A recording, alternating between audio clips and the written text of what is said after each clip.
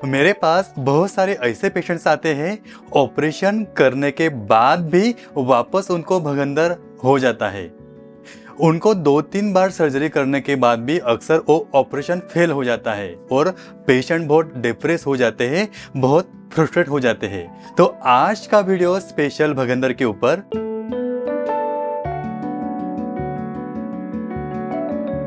तो इसमें पहला है कॉन्स्टिपेशन। अक्सर ऐसा देखा जाता है कि जिनको कब्ज है यानी कॉन्स्टिपेशन है, सख्त मल होता है, हमेशा टॉयलेट करते समय जोर लगाना पड़ता है, उनको फिस्टुला होने का चांस ज़्यादा रहता है। तो मैं हमेशा मेरे यूट्यूब के वीडियोस में बोलता हूँ कि जिनको बवासीर और भगंदर की शिकायत है, उनको सबको पेट की बीमारी रहती है, उनका पाचन शक्ति बहुत ही कमज़ोर रहता है। तो अगर आप फिस्टुला से बचना चाहते हैं तो सबसे इम्पोर्टेंट आपको कब्ज नहीं होना चाहिए, आपको कॉन्स्टिपेशन नहीं होना चाहिए। अगर आपको बार बार कब्ज हो रहा है तो मेरा एक स्पेशल वीडियो है सख्त मल को मुलायम करने का सबसे आसान तरीका। यानी आपको बार बार अगर कॉन्स्टिपेशन हो रहा है, अगर आप जोर लगाते हैं तो आपको फिस्टुला होने का चांस ज़्यादा रहता है, तो वो आप वीडियोस देख सकते हैं। तो आप एरेंटेल ले सकते हैं, कोई भी लैक्सेटिव इसबगोल की भूसी ले सकते हैं कि जिससे आपका सख्त मल नरम होवे। और अगर आपको बार बार कॉन्स्टिपेशन होता है तो अंदर से घाव भी बनता है। दूसरा है शराब। शराब के ऊपर मेरा एक स्पेशल वीडियोस है, वो भी आप देख सकते हैं। जो शराब ज़्यादा पीता है उनके बॉडी में गर्मी बढ़ने की वजह से उनको फिस्टुला होने का चांस ज़्यादा रहता है। तीसरा है कैफीन। कैफीन भी एक चीज़ है, ऐसी चीज़ है कि जो फिस्टुला को बढ़ावा देती है। जो लोग ज़्यादा चाय, ज़्यादा कॉफ़ी पीते हैं, ज़्यादा कैफीन का ज़्यादा सेवन करते हैं, उन्हें फिस्टुला होने की संभावना सबसे ज़्यादा रहती है। बाद में शौच को रोके नहीं, सबसे इम्पोर्टेंट। अक्सर महिला सुबह जब भी उठती है तो एकदम भाग दौड़ रहती है, उनका सबसे जो बच्चे के स्कूल रहता है या हस्बैंड का ऑफिस रहता है, तो भाग दौड़ में वो सोच को रोकते हैं। अगर आप बार बार अगर सोच को रोकते हैं तो ये भी एक कारण बनता है फिस्टुला होने का। बाद में है व्यायाम। आपको कम से कम दिन में 30 मिनट्स व्यायाम करना है। मेरा स्पेशली एक वीडियोस है यूट्यूब के ऊपर, योगा फॉर फिस्टुला। अगर आपको फिस्टुला है, आप कौन कौन सा आप योगा कर सकते हैं, कौन कौन से आप आसन कर सकते हैं, उस वीडियोस में मैंने एकदम डिटेल में बात किया है। तो कम से कम आपको 30 मिनट तक व्यायाम करना चाहिए। बहुत सारे ऐसे पेशेंट मुझे मेरे ओपीडी में आते हैं कि कभी कभार दोपहर को खाना खाने के तुरंत बाद सो जाते हैं। तो ऐसा नहीं है, आपको कम से कम दोपहर को या रात को कम से कम खाना खाने के बाद कम से कम एक 15 से 20 मिनट तक आपको चलना है, जिससे आपका पाचन अच्छा हो जाएगा। क्योंकि पहले ही जिनको भगंदर है उनको कुछ भी खाते हैं तो पेट हमेशा फूला हुआ रहता है, उनका हजम प्रॉपर नहीं होता है। और अगर आप कुछ भी खाते हैं और तुरंत बाद अगर आप सोते हैं तो आपका पाचन बराबर नहीं होगा, आपको गैसेस बनेंगे, आपका डाइजेशन पूरा खराब हो जाएगा, तो उसकी वजह से आपको फिस्टुला बन सकता है। सबसे इंपॉर्टेंट फाइबर्स। आपको फाइबर्स का सेवन आप ज़्यादा कर सकते हैं। मेरे कम से कम 203 वीडियोस है कि अगर फाइबर्स किस में है, अगर आपको फिस्टुला है आपको क्या खाना है क्या नहीं खाना है। फाइबर्स का सेवन आपको ज़्यादा से ज़्यादा करना है। उसमें हरा सब्जी आपको खाना है।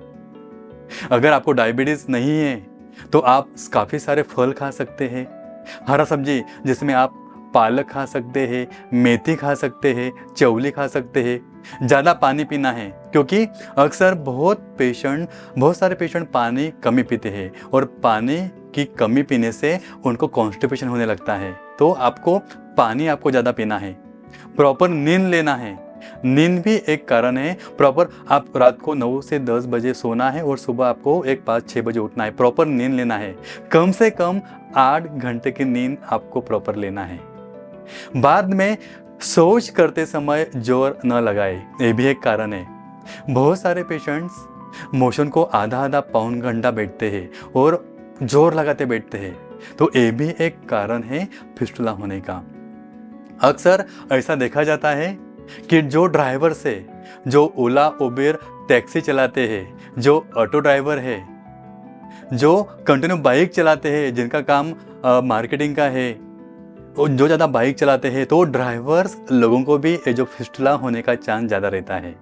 मेरा अभी एक वीडियोस अभी जस्ट आ गया है कि क्यों होती है भगंदर की समस्या सबसे ज़्यादा ड्राइवर्स लोगों को, वो भी आप देख सकते हैं। क्योंकि ड्राइवर्स लोग जो ड्राइविंग करते हैं, कंटिन्यू ड्राइविंग करते हैं, उससे वहाँ पे जो मलमार्ग में तनाव उत्पन्न होता है, वहाँ पे प्रेशर बढ़ता है, और प्रेशर बढ़ने की वजह से, तनाव बढ़ने की वजह से वहाँ पे फिस्टुला बनता है।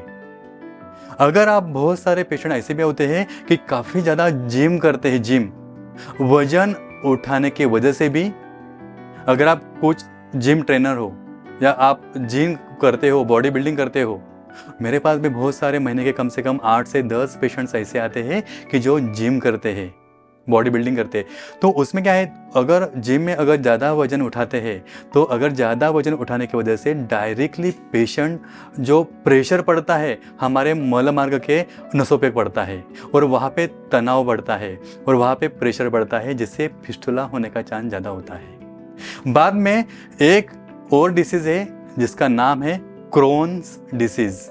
ये बहुत ही खतरनाक रोग है, इससे भी आपको फिस्टुला बन सकता है, क्रोन्स डिसीज़। और इसके ऊपर भी मेरा एक वीडियो है, वो आप देख सकते हैं। बाद में है धूम्रपान। जो लोग ज़्यादा धूम्रपान करते हैं, ज़्यादा सिगरेट, ज़्यादा धूम्रपान करने की वजह से भी बॉडी में हीट बढ़ती है, ये भी एक कारण है फिस्टुला होने का। बाद में है डायबिटीज़। अक्सर डायबिटीज़ के पेशेंट को फिस्टुला होने का संभावना ज़्यादा रहती है। अभी मेरे पास जस्ट एक लास्ट वीक में एक पेशेंट आया था कि एक पेशेंट था आईटी में, आईटी इंजीनियर, कंटिन्यू बैठते रहता है, कंटिन्यू सुबह 9 बजे लॉगिन करता है और शाम को 7 बजे तक वो एक ही चेयर पे कंप्यूटर के सामने बैठता है, और उनको था हेवी डायबिटीज़, उम्र था 52 ईयर्स ओल्ड। तो कंटिन्यू बैठने की वजह से और डायबिटीज़ की वजह से उनको फिस्टुला बन गया। पहला एब्सेस बन गया, और एब्सेस बनने के बाद उनको ये जो फिस्टुला बन गया। तो हमेशा फिस्टुला होने का पहला एब्सेस बनता है। तो जिन लोगों को डायबिटीज़ रहता है, वो भी एक चांस है, जिनको डायबिटीज़ है उनको भी फिस्टुला होने का चांस ज़्यादा रहता है। बाद में है मसालेदार भोजन। जो गरिष्ठ भोजन का सेवन करते हैं, जो ज़्यादा जंक फूड खाते हैं, ज़्यादा मसालेदार भोजन खाते हैं, उनको भी फिस्टुला होने का चांस ज़्यादा रहता है। मेरे पास बहुत सारे पेशेंट्स आते हैं कि सर इसमें ट्रीटमेंट क्या है। अभी एक तो 3 दिन पहला एक मेरे पास पेशेंट्स आया था कि फाइब्रिन ग्लू करके एक ट्रीटमेंट है फिस्टुला के ऊपर। अब फिस्टुला के ऊपर बहुत सारे पेशेंट्स करते हैं, अभी भी मुंबई में बहुत सारे डॉक्टर्स करते हैं फैब्रिन ग्लू। इसमें क्या होता है, लेकिन आपको ये फैब्रिन ग्लू ट्रीटमेंट नहीं करना है फिस्टुला के ऊपर, क्योंकि क्या है, फैब्रिन ग्लू एक पैरा सर्जिकल प्रोसीजर है, बहुत सारे डॉक्टर करते हैं भगंदर के ऊपर। उसमें क्या करते हैं कि पेशेंट को थोड़ी सी भूल दी जाती है, थोड़ा सुन कर दिया जाता है, यानी एनेस्थीसिया दिया जाता है, और बाहर का जो फोड़ी रहता है उसमें से एक ग्लू पास करते हैं, जिससे वो फिस्टुला ऐसा बोलते हैं कि ख़त्म होता है। लेकिन देखो फैब्रिन ग्लू, इसमें क्या है, एक दिक्कत है, आप ट्रीटमेंट कर सकते हैं लेकिन उसमें रिकरेंस ज़्यादा है, यानी तकरीबन 30% रिकरेंस फैब्रिन ग्लू ट्रीटमेंट में है। यानी क्या कि अगर 100 पेशेंट जिनको फिस्टुला है, अगर 100 पेशेंट फैब्रिन ग्लू का ट्रीटमेंट करते हैं तो 70% ठीक हो जाएंगे, लेकिन 30% लोगों को वापस फिस्टुला रिकरेंस हो जाएगा।